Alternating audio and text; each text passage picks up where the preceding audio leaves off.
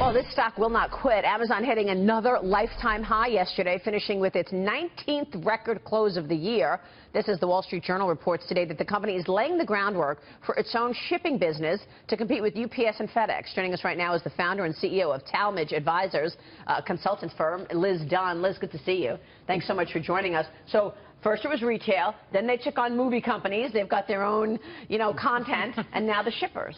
Yeah, it's a really impressive move, and I think one that's important for them. Obviously, shipping costs have been on the rise for them, but they're really banking on reliability. Reliability is a core part of their offer, and so they need to be there for their customers and be able to deliver quickly and efficiently, and so I think it's an important move.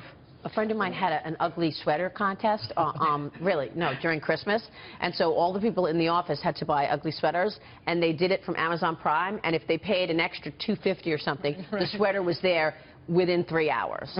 Exactly. That's real-time delivery. What about the impact on FedEx and UPS now? Essentially, what's the fallout for their businesses? Well, according to this Wall Street Journal article, it's saying that it could be, $1 billion more for UPS. I think it's twofold. It's the direct revenue, but it's also the fact that they can bundle a lot of those deliveries from Amazon with other things that they're delivering. So could be a massive impact for those businesses. Would this be something they only do internally for Amazon itself, or does this eventually go out to the marketplace and they actually directly compete for other customers? Yeah, it looks like they're aiming to offer it to other potential retailers, and I think that's an important thing. Retailers are looking for another solution, and every retailer that is online is kind of struggling with costs, delivery costs, and also reliability. And if Amazon has cracked the code and they can offer that to other retailers, I think that's a good way for Amazon to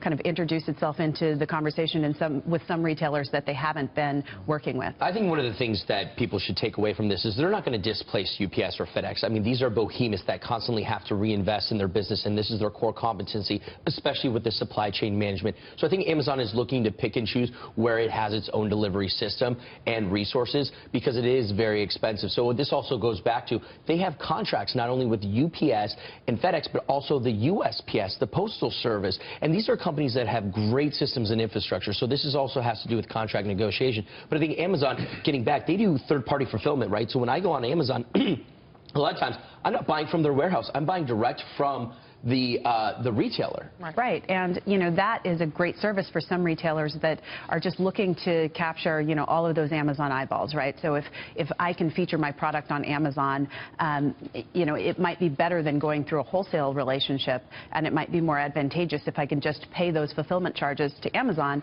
but I'm still capturing a retail price versus a wholesale price. So I think in some ways their businesses that they're setting up are really supportive of smaller retailers and smaller brands.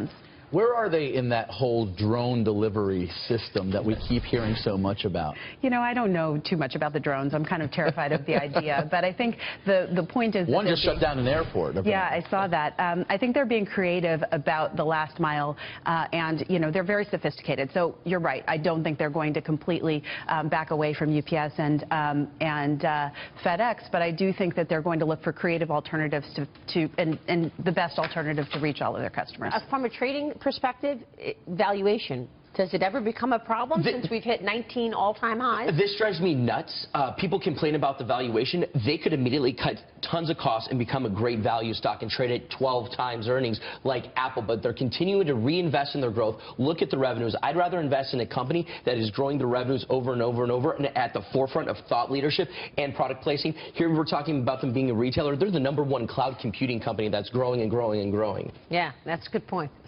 They're in virtually every business. Liz, good to see you. Thanks so much for joining us. Liz Dunn there.